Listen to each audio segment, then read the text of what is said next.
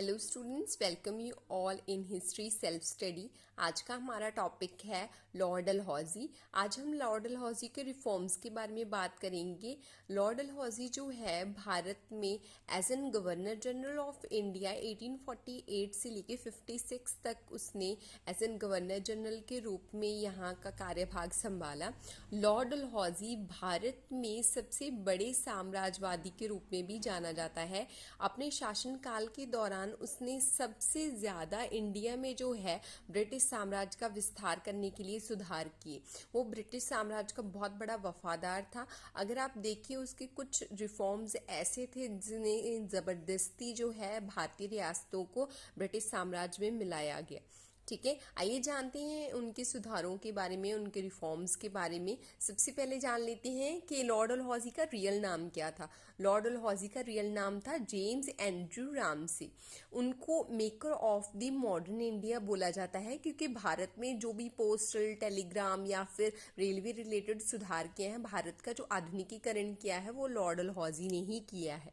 Remarriage act जो पास किया था, आपने सती सिस्टम तो खत्म कर दिया, बट विडो की जो हालत थी वो बहुत ज्यादा बदतर होती थी, इसलिए रीमैरिज, विधवा का पुनर्विवाह करने के लिए 1856 में उन्होंने एक्ट भी पास किया। उनको फादर ऑफ रेलवे बोला जाता है क्योंकि उन्होंने ही फर्स्ट ट्रेन अपने शासनकाल में 1853 के दौरान बॉम्बे टू ठाना जो है इंट्रोड्यूस की थी। एंग्लो सिख वॉर सेकेंड अगर हम देखें, पंजाब का जो एनेक्सेशन हुआ है, कब्जा हुआ है पंजाब पे, वो लॉर्ड डलहौजी ने ही किया है और सिखों को सेकेंड एंग्लो सिख वॉर में हराया है। एनेक्सेशन उन्होंने भारत पंजाब पे करके उसके बाद बोर्ड ऑफ एडमिनिस्ट्रेशन जो है उसकी स्थापना की थी। 29 मार्च 1849 को पंजाब को जो है ब्रिटिश शासन में मिला लिया गया और उसके बाद यहाँ पे बोर्ड ऑफ एडमिनिस्ट्रेशन की स्थापना हुई। डॉक्ट्राइन ऑफ लैप्स की जो थ्योरी है, मतलब कि अगर आपके पुत्र नहीं है, गोद लिए पुत्र को एक्सेप्ट नहीं किया जाएगा और आपका जो शासन प्रबंध है वो ब्रिटिशर्स के अधीन चला जाएगा। तो राज्यों को हड़पने की जो नीति है डॉक्ट्राइन ऑफ लैप्स के थ्रू, वो भी लॉर्ड डलहौजी ने ही स्टार्ट की थी। वुड्स डिस्पैच एक्ट जो कि एजुकेशन में मैग्ना कार्टा माना जाता है 1854 का, ये भी चार्ल्स वुड का जो डिस्पैच है वो लॉर्ड डलहौजी के टाइम ही इंट्रोड्यूस हुआ था। तो आइए जानते हैं कि इन्होंने क्या क्या रिफॉर्म्स किए हैं, डिटेल में पढ़ते हैं इसके बारे में। सबसे पहले जो रिफॉर्म आ जाता है वो है प्रशासनिक सुधार जो उन्होंने किए हैं। सबसे पहले उन्होंने क्या किया कि बंगाल में लेफ्टिनेंट गवर्नर जो है वो अपॉइंट किए। लेफ्टिनेंट गवर्नर का काम क्या होता था? देखिए, गवर्नर, बंगाल ऑलरेडी बहुत वास्ट प्रांत था, बहुत बड़ा था, इसका कार्यभाग संभाला नहीं जाता था। इसीलिए लॉर्ड डलहौजी ने क्या किया, अपनी हेल्प के लिए या फिर बंगाल जो है उसमें शासन प्रबंध अच्छे से चले, तो उसके लिए उन्होंने क्या किया कि बंगाल में लेफ्टिनेंट गवर्नर जो है वो अपॉइंट करने शुरू कर दिए। इसका रीजन क्या था कि वो नहीं चाहते थे कि बंगाल में जो सिस्टम है वो उथल पुथल हो जाए, अशांति या अराजकता फैल जाए, इसीलिए उन्होंने इतने बड़े बंगाल को जो है वो लेफ्टिनेंट गवर्नर को बांट दिया। गवर्नर के साथ साथ अब लेफ्टिनेंट गवर्नर जो है वो उनकी हेल्प के लिए हमेशा हाजिर रहेगा। नॉन रेगुलेशन सिस्टम का मतलब क्या है कि अभी जो लॉर्ड डलहौजी है उसने बहुत सारे जो है प्रांत उनको ब्रिटिश साम्राज्य में ऐड कर लिया। इसके कारण क्या हुआ कि भारत में ब्रिटिशर्स का राज बहुत ज़्यादा विशाल हो गया। उनका डायरेक्ट किसी पे शासन करना जो है वो बहुत मुश्किल हो गया। इसलिए क्या हुआ, अब जो भी रीसेंट प्लेसेस थे ना जो ब्रिटिशर्स के अंडर में आए थे, तो उनके लिए नॉन रेगुलेशन सिस्टम स्टार्ट किया गया। जैसे पंजाब है, मध्य प्रदेश है, अवध है, बर्मा है, ये जो प्लेसेस है इनको डायरेक्ट ब्रिटिशर्स के अंडर नहीं किया गया। इन पे जो है एक तरह का चीफ कमिश्नर बैठा दिया गया और चीफ कमिश्नर के अंडर जो चले गए। जैसे पंजाब में बोर्ड ऑफ एडमिनिस्ट्रेशन हमने अभी डिस्कस किया ना कि 1849 में ये 3 मेंबरों का एक बोर्ड ऑफ एडमिनिस्ट्रेशन इन्होंने इंट्रोड्यूस किया, जिसमें लॉरेंस ब्रदर थे और जॉन मार्शल थे, और तो इनकी जगह पे फिर रॉबर्ट मॉन्टेगोमरी आ गए थे। तो इन्होंने क्या किया था, इन्होंने पंजाब में ये सिस्टम इंट्रोड्यूस किया, नॉन रेगुलेशन सिस्टम, मतलब ब्रिटिशर्स के अंडर नहीं आएंगे ये जो प्लेसेस हैं, इन पे डायरेक्ट कंट्रोल किसका होगा, चीफ कमिश्नर का होगा। ठीक है, इसके बाद नेक्स्ट हम देखते हैं कि इन्होंने क्या किया, power to district magistrate. Magistrate जो है उनको अधिकार क्या था, उनका कर्तव्य क्या था कि उन्होंने जो मुकदमों का फैसला करना था। बट इन्होंने क्या किया, लॉर्ड डलहौजी ने जो मैजिस्ट्रेट थे उनको बहुत सारी पावर्स दे दी गई, उनको प्रशासन रिलेटेड पावर्स भी दी गई, उनको कर इकट्ठा करने की पावर भी दी गई, जस्टिस करने की, न्याय करने की पावर भी दी गई।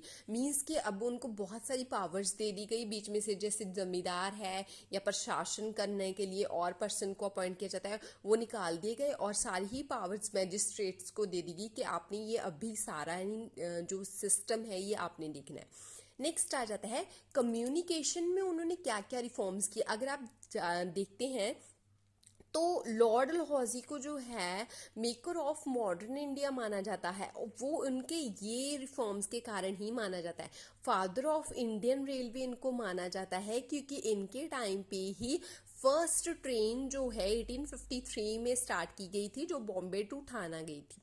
बॉम्बे टू थाना जो है फर्स्ट जो ट्रेन स्थापित की गई थी, ये बहुत ही ज़्यादा बेनिफिशियल हुई ब्रिटिशर्स के लिए भी, इंडियंस के लिए भी। इनके रिजल्ट्स क्या क्या निकले, जैसे गवर्नमेंट बेनिफिट्स। हाँ, हमने 1857 की म्यूटिनी देखी है ना, तो उसमें क्या है कि गवर्नमेंट को बेनिफिट्स हुए हैं।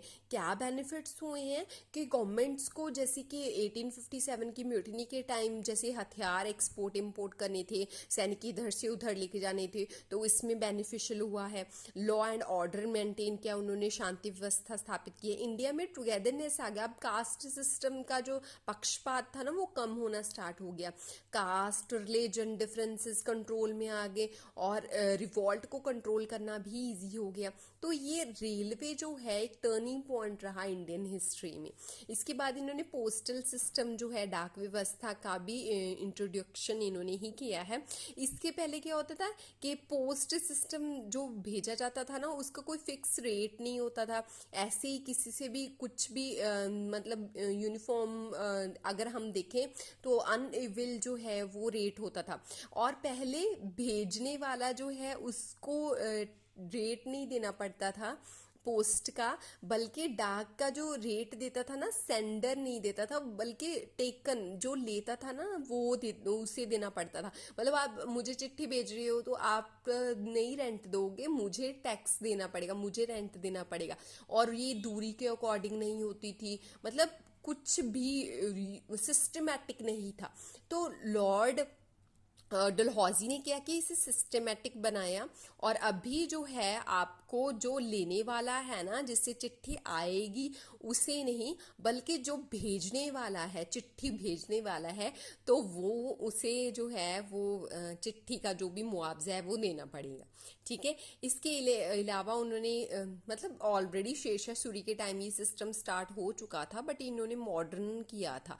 मतलब कि इन्होंने दूरी के अकॉर्डिंग क्या रेट बनता है, चिट्ठी के भार के अकॉर्डिंग, वेट के अकॉर्डिंग क्या रेट बनता है, उसके अकॉर्डिंग जो है फिक्स रेट किए थे।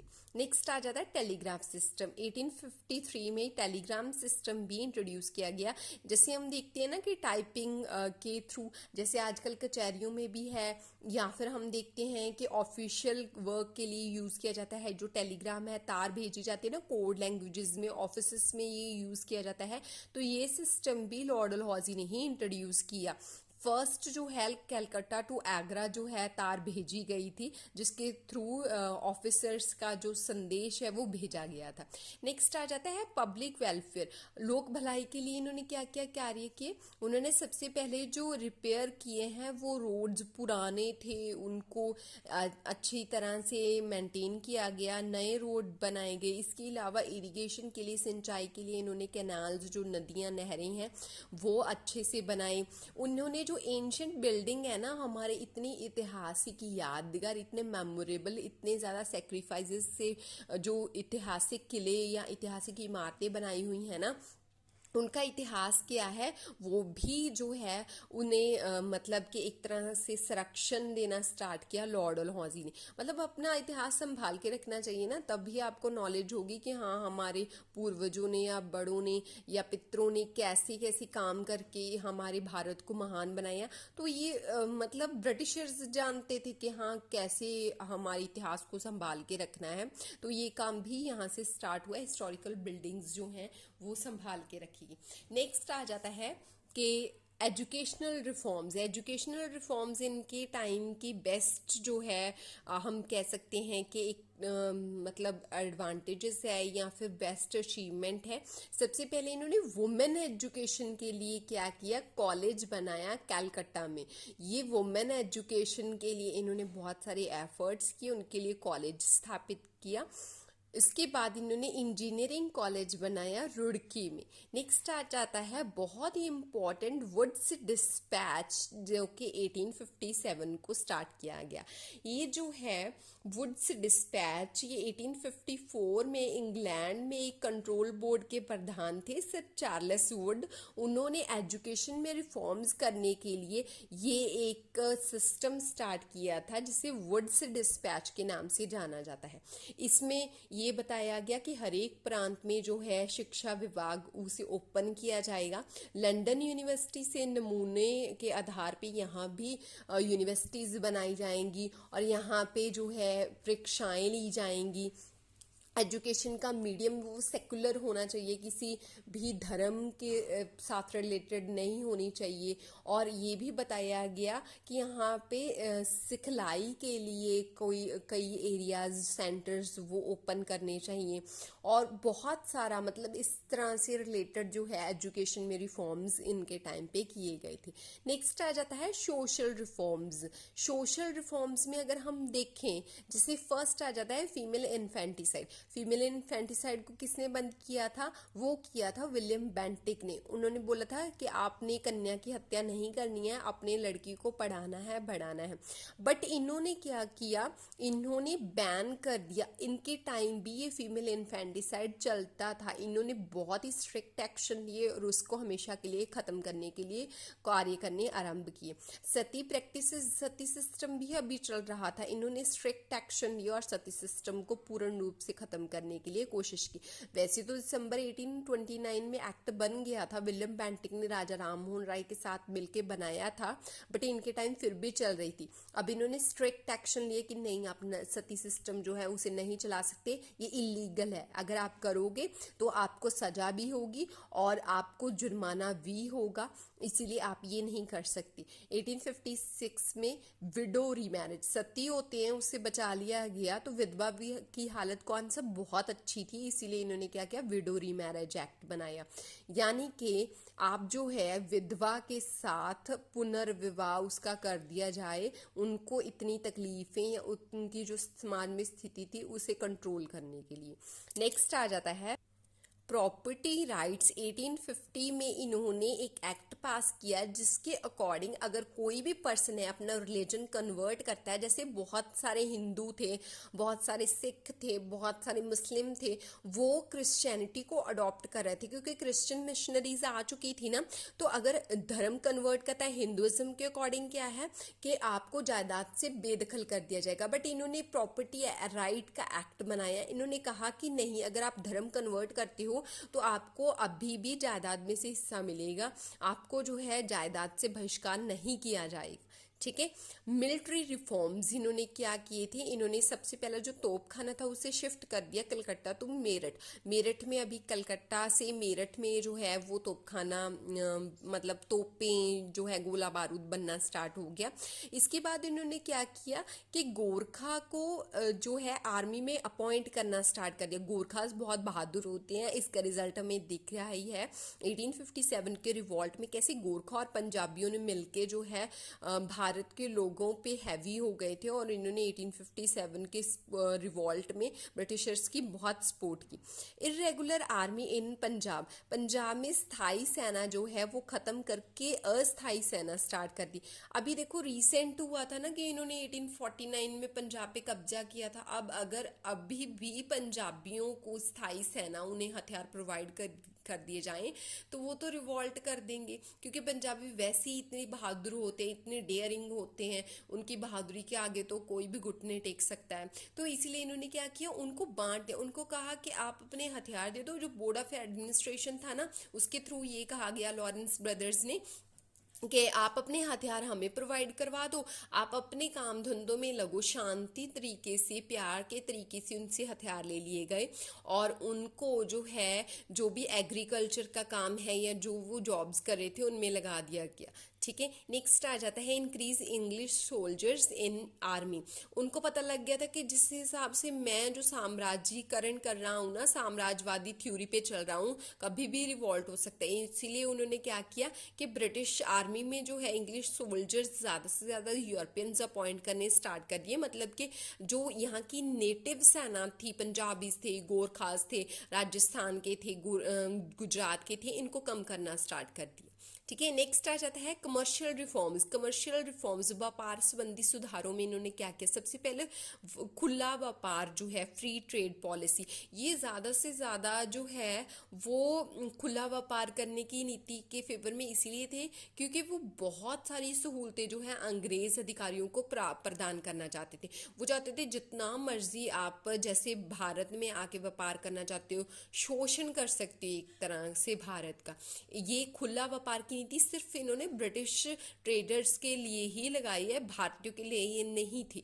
ठीक है, इसके अलावा इन्होंने चाय, कॉफ़ी, पटसन, ये प्रोडक्ट जो है इनको भी इनकरेज किया कि ज़्यादा से ज़्यादा इसकी खेती करो, आपको रेट ज़्यादा मिलेंगे। ठीक है, तो इंडिया में जो जो भी मतलब आप देखते हैं ना कि जैसे आसाम है या ये जो एरियाज़ है ईस्टर्न इंडिया के, यहाँ पे जो ये प्रोडक्शन होती है इनको उत्साहित करने वाले वो लॉर्ड डलहौजी ही थे। कोयले और लोहे की माइंस जो हैं वो भी इन्होंने ही मतलब एक तरह की खाने जो है खुदवानी स्टार्ट की थी, क्योंकि इस यहाँ पे बहुत सारी अभी जैसे ट्रेन बनी थी ना, तो उसके लिए क्या चाहिए था, उसके लिए कोयला भी चाहिए था और लोहा भी। लोहे से ट्रेन बनती है और कोयले से चलती है, तो इसीलिए इन्होंने बहुत सारी माइंस जो हैं वो खुदवाई थी।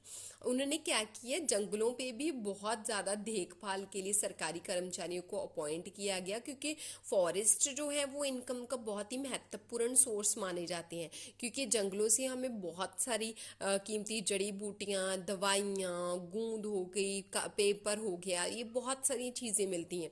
ये थे लॉर्ड डलहौजी के कुछ रिफॉर्म्स। अगर आपको वीडियो अच्छी लगी हो तो प्लीज़ मेरे चैनल को सब्सक्राइब कीजिए, लाइक कीजिए, शेयर कीजिए, कमेंट कीजिए और ज़्यादा से ज़्यादा दोस्तों को ये चैनल सब्सक्राइब करने के लिए बोलिए। और मुझे कमेंट में बताइएगा कि आपको और कौन से टॉपिक पे वीडियोस चाहिए। और वीडियो को देखने के लिए आपका बहुत धन्यवाद। Thank you so much.